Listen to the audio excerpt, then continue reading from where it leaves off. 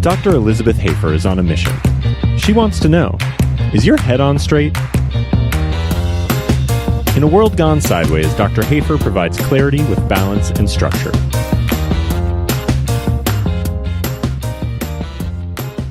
Hey everybody, this is Dr. Liz Hafer. This is Your Head on Straight, and I am so excited about my guest today. Tracy Hazzard is an Inc. columnist, and actually she and her husband Tom are the reason why this podcast even exists. And I'm going to get to explain more about that, but I'm just really excited to introduce you to Tracy, and we're going to talk today about her being my patient at my chiropractic practice, Precision Chiropractic in Rancho Santa Margarita, California. So welcome, Tracy. Thank you for having me. So excited to talk to you today. I'm so excited to talk to you. So obviously you're incredible and you are a woman of many talents, among them being an Inc. columnist and starting this amazing company called Brandcasting You. So you came to me probably a year ago and you just said, hey, I really think you should do a podcast. And I said, okay, let's do it. And so now here we are sometime later creating this content, and you have so many people going for this as well. It's just so exciting. But even before we talked about doing podcasting, you were actually a patient of mine at the clinic. That's right. I think I may have met you like your first week in the job there. Yeah. Because I'm in a lot. So it's the and. So I'm in columnist and head of Brandcasting You and speaker, author, and, you know, like you add all those ands up. This is why I'm out of alignment. Correct. And I totally appreciate that because I am a chiropractor and a wife and a mother and a board member for the Blair Chiropractic Society, et cetera, et cetera, et cetera. And thankfully, my chiropractic doctor works across the hall. So That's right. I get checked a little more often than you can. Well, I like having an in with you. So this is so true. It's so fantastic. But it's that and stuff that gets to us. And it is the reason why I was so happy to have discovered Blair Chiropractic, which I'm happy to tell you that story, but it was classic, get in an accident and end up in a chiropractor's office. And luckily for me, it happened to be Dr. Forrest in Northern California and a great Blair chiropractor. Right. And what's great about Dr. Forrest is he is the man who trained me how to do Blair upper cervical chiropractic in Davenport, Iowa when I was a student. So you were already seeing him as a patient while I was getting trained in a different part of the country. And so that's why I then became an instructor for the Blair Chiropractic Society, because I want to be able to pay forward what I was given, which is this incredible gift of Blair. And so when I met you, you're right. I was a student intern. I was fresh out of my 9th trimester at Palomar College. And I came in just as excited as can be to be everybody's favorite Blair doctor. And then I quickly realized, wait a second, Dr. Tomp is the one who's actually the doctor. And I'm just this amazing intern.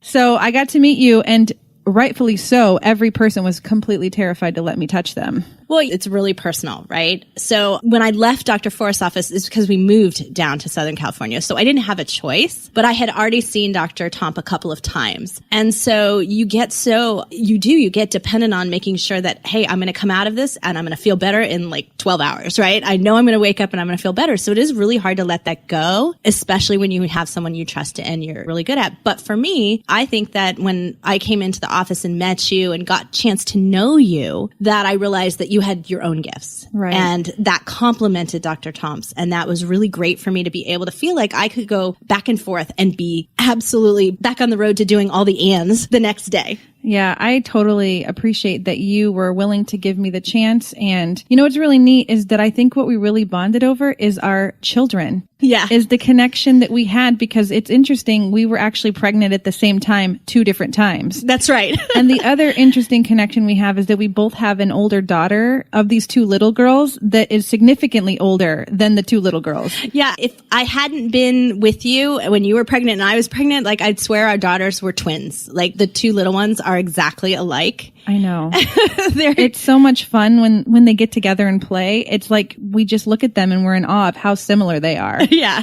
It had to be something in the water or something at that time. Yeah. I don't know what it is. Maybe it was, being constantly adjusted. That's funny. But yeah, I mean, this is the thing is that I think, when you're building a practice like you are and building up your client base, you really have to find a way to connect, especially when you're working out of someone else's office. You have to find a way to connect and bond with them. And for us, the kids were the way, the pregnancies were the way. It just worked out for us that way. Yeah. And also because you had started treating Tom and the rest of our family, or Alexandra at that time was only the rest of our family at the first time, but you were treating them and they were experiencing the same results that I had been experiencing with Dr. Tom. So when you see that, the results, happy patients around you, and then you have a chance to connect. So I think it was really important that you reached out, you got to know me, you were friendly in the office, you met the other patients, and even though they're not yours, I'm putting air quotes that you can't see on the air, but they're not yours, but there's important to find a way to bond with them. Absolutely. And you know, part of the reason for Dr. Tomp even bringing me in as an intern and then eventually an associate and now kind of more like a business partner is because he recognized that this thing that we do called Blair has so much implication, and he wanted somebody else in there to help him because he's only one person and there's only so much one person can do in a day. And he wanted to have a bigger impact in his community. And so me coming in, it was perfect timing, and me meeting you guys was incredible. So what I really wanted to talk to you about today is, why is it that you decided to trust your brand new babies with me and chiropractic? Because that is something that most people kind of get wide-eyed and kind of concerned about when they hear about parents bringing their babies to a chiropractor. So it wasn't a quick decision for me. When I first got in that car accident that I started seeing Dr. Forrest, and Alexandra was in the car with me. And so I started seeing it and didn't bring her at first. And it wasn't until she started complaining about some problems with her hips and some other things that I realized the connection between, well, she was in the back seat, but it doesn't mean she wasn't impacted by that accident. And so I brought her in at that time. And so I think she was 5th or 6th grade. So she was 10, 11 at that time. And so not super young, but young enough to think twice about whether or not you wanted to bring them into a chiropractic office. But at that time, I also had enough experience with it to know it was very scientific based. There was x-rays involved. There was no serious cracking. Like, you had this imagination. I had never seen any kind of chiropractor before I saw Blair. So I didn't know any different. And so, but to knowing that, oh, wow, this is not invasive. It's not dangerous. It doesn't feel harsh. And I feel so much better afterwards. That's what I wanted for her, was that benefit. And I didn't want her to have that experience. So it started with being comfortable with Alex at 10. Right. And then being treated throughout my pregnancy, which I found essential. Like, I don't think I could have functioned through my whole pregnancy. I'm not sure I actually would have ever gotten that baby out without some chiropractic help towards the end there. It's so incredible that you just mentioned that, because prenatal pregnancy while you're pregnant is so incredibly vital for the position of the pelvis to be able to then give birth to the baby and have everything develop. Because think about it. If you remember from previous podcasts, or even if you don't ever know, I'm going to explain it now. The nervous system is what dictates everything. And if structure dictates function, then your nervous system, which is surrounded by bones, are going to dictate how you're functioning. So if you're growing a baby inside of you, you want to have the best environment possible. And chiropractic is the way to get that done. Right. And I always just think about it from like the total layman's terms. Like, you go into the office and they measure your hips. It's the first thing they do. And it's up on one side, down on the other, whatever it is that it might be. And there's like a little string line, and you could see it and you go, wow, my hips are like that. No wonder my back is sore, right? Or no wonder my hip hurts, or whatever that might be. When thinking about that, the last thing you need when you're trying to deliver a baby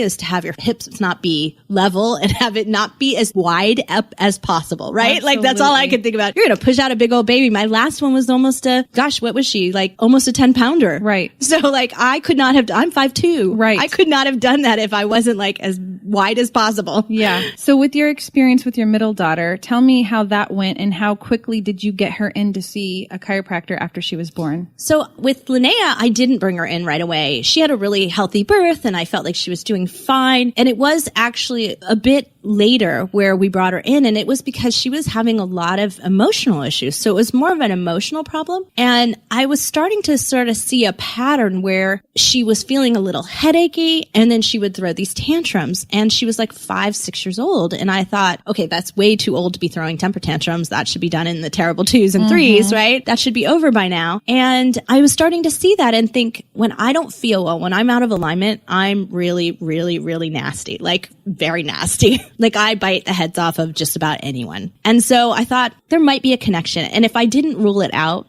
then that's shame on me. Right. And so that's when we first started talking to you about it. And you had been adjusting your daughter for similar reasons. And I thought, this is the thing. This is what we need to try to see if it's working. We had actually tried psychology and some other things, and none of that was working. And so I thought, this is something I need to try for her. I didn't have a physical reason to feel like she needed it, but the emotional reason was strong enough.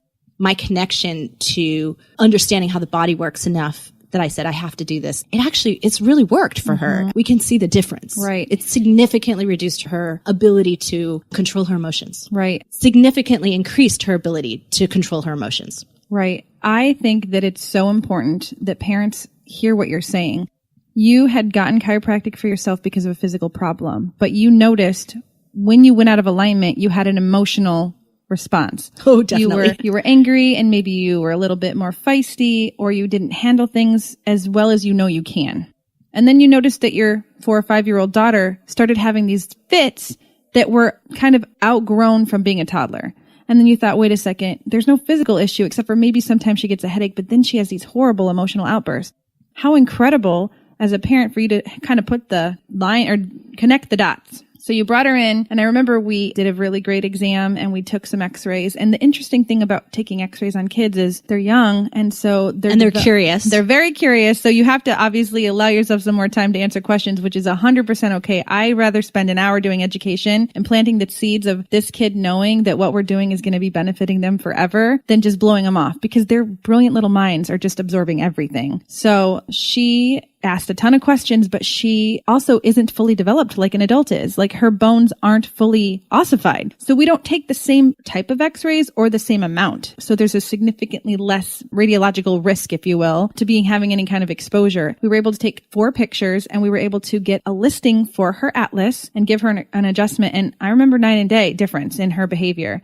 Yeah. And actually, since then, we took 2 more. Right. Because she grew, right? Yes. And so we have taken more as she's gotten older, which has helped keep it in alignment and keeping your data right, I guess, with your listing. Yes. If that's what you call it. But the interesting thing about it is that for Linnea specifically, she had been in the office when we'd been adjusted, either Tom, Alexandra, or I. So when any one of us, so she was really comfortable with you. Mm-hmm. And so it was she knew what was coming. She knew she was going to lie on this table. She knew what she was going to do. So it was really easy for her to feel comfortable. Right.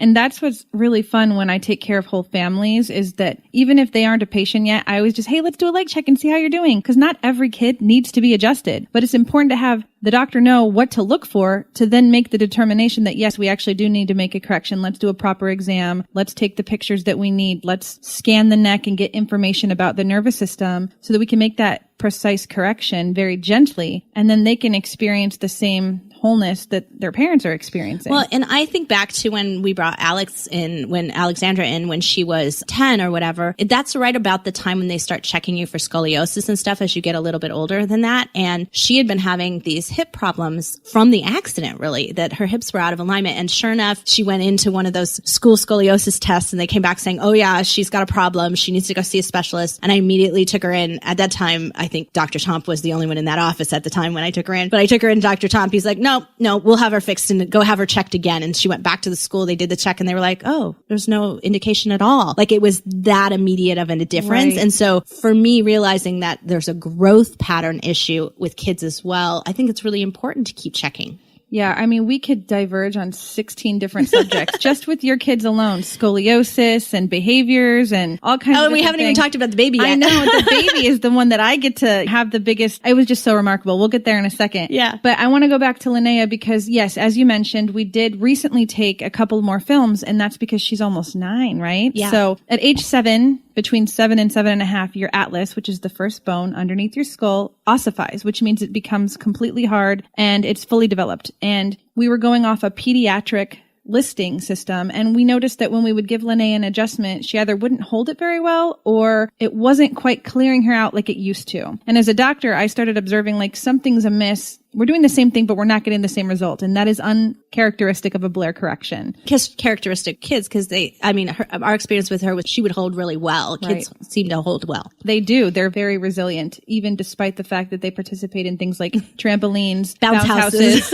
And the like. So, well, we have Linnea so trained that after a bounce house, she immediately says, "Can you make an appointment, Dr. Hafer, please?" I love it. That is the best. I love it. I wish every kid could have that conversation with their parent. That'd be incredible. So we took a couple more pictures about 5 months ago, and we found a couple new listings because she had participated in trampolines and bounce houses and things. And we were able to engineer a more specific correction based on her body right now. And ever since we've been able to do that new adjustment, it's been even more groundbreaking with the things that happen or don't happen, I should say, with her behavior. It's incredible. And you know, it's really neat. When she comes in, she just gives me the biggest hug. And I feel like she's part of my family. And I love that her and my daughter Michaela are like 6 months apart in age, and they are like really good friends. So if I am doing something and talking to Tracy or Tom, or they come into the office and Michaela happens to be in with my husband, they just instantly have this connection. And it's like building this community around this incredible thing called Blair Chiropractic. And yes, they're my patients, but they've become family. Yeah, and it's so rewarding. And so neither one of us can move away from each other. I know, it's not possible. It isn't. I mean, we both need each other, so. I know. And when Vanessa found out that Michaela was here a couple weeks ago, and she got all upset because Claire wasn't here. Right. But both of those girls were in school, so. I know. It's like, whoops. I know. Anyway. So I want to talk about Vanessa because that was a really awesome experience for you to have just delivered her and then notice some stuff going on. Yeah, I had a really difficult delivery with her because she was almost 10 pounds. I'm 5'2", and she had a bunch of issues, cord wrapped around her neck, and they had to do this technique where they swipe your shoulder up over to sweep and get you out of there. It has a name. I can't remember it because I think I blocked it out of my head. Right. You know what I'm talking about. I do. And so, yeah, so basically what they do is they twist their shoulder, and a lot of times they break their clavicle. Correct. And in her case, she had something they called shoulder dystocia, which is basically like her shoulder hurt. I mean, that's how I took it, because I would be breastfeeding her, and on that shoulder, she would almost like wince and not want to feed long enough. Like she'd want to switch to the other side, and then she'd just go to town. So right. I knew there was an issue with the shoulder from the moment that she was born. They had cautioned us. They put her into ICU, and she was this giant baby in ICU, which was the weirdest thing ever. But she had lost her breath. It was very traumatic. And so I was really, all I kept thinking about the whole time that I was in the hospital was how fast can I get out, and how soon can Dr. Hafer see her? Because I kept thinking she's going to have this shoulder problem for the rest of her life if I don't do something before it starts growing. Right. Like that was what went through my head, was how important it was. And the fact that I probably needed to get seen myself was like at the second on my list of things, because right after delivery, after both deliveries, I came in within days of delivering. It was like the one thing to get out of bed for and get adjusted. So right. Yeah. And with Vanessa, also her inability to even move her arm because her shoulder hurt so bad. It was clear one side was completely functional, and the other side, she was almost as if she was splinting it herself. Right. Yeah. It was like she squeezed it up against her body and couldn't pull it out all the way to the side. Trying to get her dressed. And they did x-rays and stuff in the hospital, or they checked it all out, and there was no fractures, or there was no big issues. If anything, it might have been dislocated. But even then, they were like, no, it seems like it's back in place. They had someone look at it there before they released us. But I didn't trust that. I just didn't, because I could see it when I was feeding her. Absolutely. And this is your third daughter, and you have that thing called mother's instinct. And that thing is one of the most powerful things on the planet. And just knowing that even though there wasn't anything, air quotes, quote unquote, wrong with her, according to the medical professionals, there was a functional issue happening. And I knew it. I could tell. And I had an issue with my shoulder that has been a recurring problem. And I just know how debilitating that is. And I didn't want that for her. Right. So tell me about when you brought her into the office and how different it is, because with babies, we can take x-rays, but I just choose not to. So it was a completely different exam and a totally different. Yeah. I mean, it was really like, you're just like, let me hold the baby. You know, I mean, it was really that kind of calm. And I knew it would be. I knew you weren't going to stick her on the table, right? You know, I mean, it just wasn't going to be. Right, exactly. I mean, I knew it wasn't going to be that way. It doesn't mean you're not nervous as a parent, right? I mean, that's something that it does go through your mind, this precious baby that you just spent 9 months warming up and getting out into the world. And so there's this little bit, but any fear that I have, the fact that I knew you so well and you had your own babies, and I knew the care that you would take, it meant more to me than the care that I received in the hospital from people I didn't know. Right. So we got her adjusted, and then tell me, how soon did you notice a difference? I think it was pretty right away. I mean, you could see it within a week, I would say. I mean, you could definitely see a distinctive difference in how she was. And I've always watched for it. And I don't see, she seems to use both arms just perfectly fine. She's 3 now. And I think we'll have a little more tell. I think when we see her like throwing balls and writing, what arm will she choose? Will she be our only lefty? Like, I'm wondering if that will happen just by choice or if it's really gone.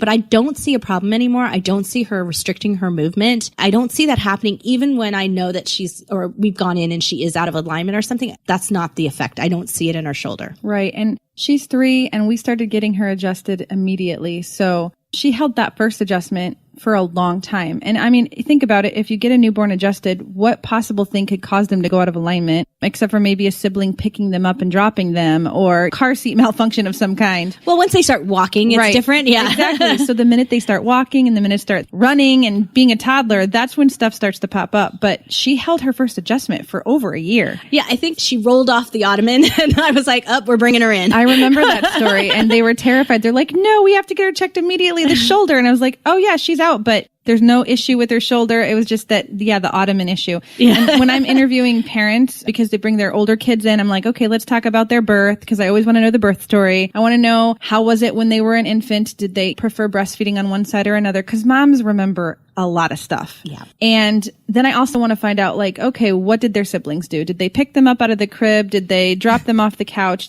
At school, did they learn how to do the monkey bars too soon type of thing? So it's interesting to learn the way kids can get hurt, but it's also incredible to know that parents are there trying to get their kids back on track so that they don't have to be 45 years old or however old, having suffered for needlessly when they could just get the stuff addressed as a kid. Well, and I don't think I have to worry about that. So Tom started seeing you guys when they got in a car accident and Alexandra was in the car and she burst into tears and you got to take me into Dr. Tom and Dr. Hayford now. Like she burst into tears about that the minute she got this fender bender. And Tom was like, okay, well, I'll go too. And that's how he started to go. And Linnea, bounce house, whenever it happens, take me in. But Vanessa, she's a really good talker. She uses full sentences. She's very articulate. Mm-hmm. And from early on, she would go, I want to see Dr. Hafer. Because she says Dr. Hafer. Like a fancy East Coaster. I want to get checked. Like, that's what she wants. I want to get checked. So she has like no fear about it. It seems like a normal course. We're going in the office. Why am I not getting checked? And so she wants that. And so my girls are all asking for it. I love it. They know they feel better afterwards. Yeah. And that's what's so important for people to understand. And if you're listening and you've got kids and you want to get them checked, find a Blair doctor. We're all trained on how to take care of infants and children.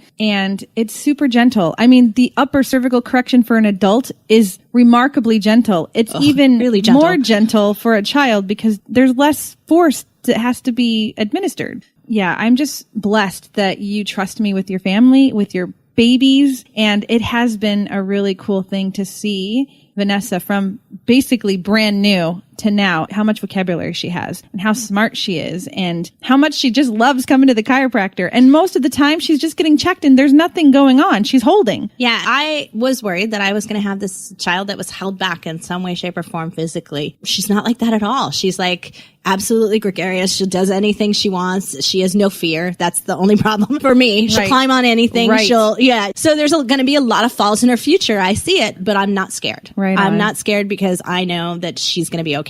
That's awesome. And I think that just reminded me of my little Claire, who is just a few months older than Vanessa. It's interesting how similar they are, but they both had care like the soonest as far as like being able to develop with upper cervical integrity. And it's just awesome to see how bright their light is and how much impact they're going to have. And that's what I also want people to get is chiropractic isn't just about physical pain. Most of the time, is that what brings you in? Absolutely. But it's about being able to develop and have integrity on every level, emotionally, physically, mentally, and have that structure supporting you instead of being kind of an enemy to you. I spent the majority of my life from an early age, probably around age 9, 10, with severe migraine headaches. Like I would come home from school at 10 years old and I just disappear into my bedroom and sleep because I needed the dark and no one knew what it was at that time. And it took a while before they said, oh, she has migraines. Oh, of course. And I dealt with that for so many years. And after Alexandra's birth, I had more days, I could count on one hand the days without migraines. So it was like that bad. It was so constant. And I sought everything. And if I had known that I could have gotten relief from Blair Chiropractic, I would have been in there in a minute. Right. I didn't, and it took a long path and it took an accident to make that happen for me. But that was the side benefit I got from an accident, Right. was that it took a while before that happened. It wasn't an immediate thing, but they started to lessen year over year. And now they're so rare. Hardly ever happens anymore. And you know what? It's like as we grow and as we learn, we do better, right? And so that's where this whole idea of like doing this podcast comes from, is you saying, hey, I have this thing that I think I could help you do, which is this podcast. And then you can then share the information that you do and get it out to the world so that other people don't have to suffer. That's right. It's like you have a great message.